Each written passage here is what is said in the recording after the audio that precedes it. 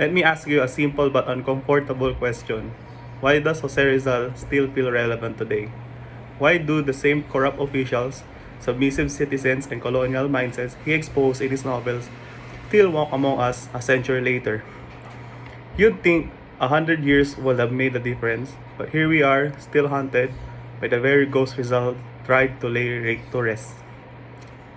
So today I ask, can we make Rizal obsolete? And I say, yes, and we must.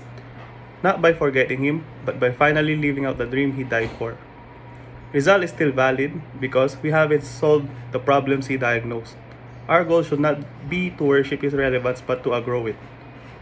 To make Rizal obsolete means to build a nation where his criticism is no longer timely, where the injustices of his era have finally been replaced by justice, dignity, and national pride.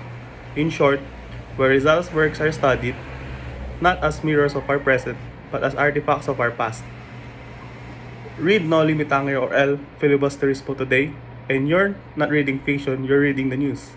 The Kapitan Tiagos who sell integrity for wealth, the Don Timoteo Pilases who manipulate laws for profit, the Basilio, indifferent to injustice, focus only on personal success, and yes, the Tulisanes in Cadillacs are modern thieves in suits, parading around the cities with impunity.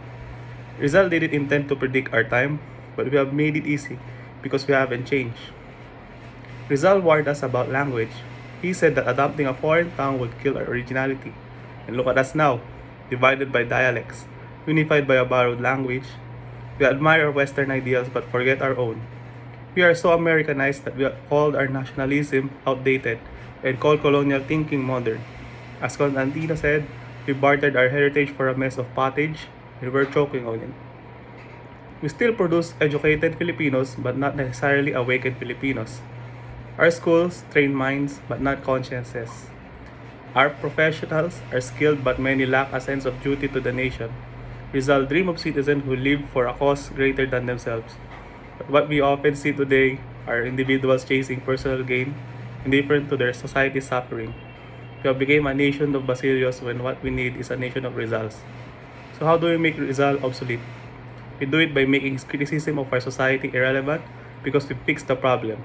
That means forming our education system so it builds critical nationalistic minds, cleaning up our government so public service regains its dignity, valuing our own language and culture so we're proud of who we are and not ashamed to be Filipino, building a socially responsible citizenry where each Filipino considers the common good a personal duty.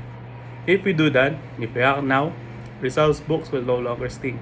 They will no longer reflect our failings. Instead, they will be honored as historical triumphs, not warnings.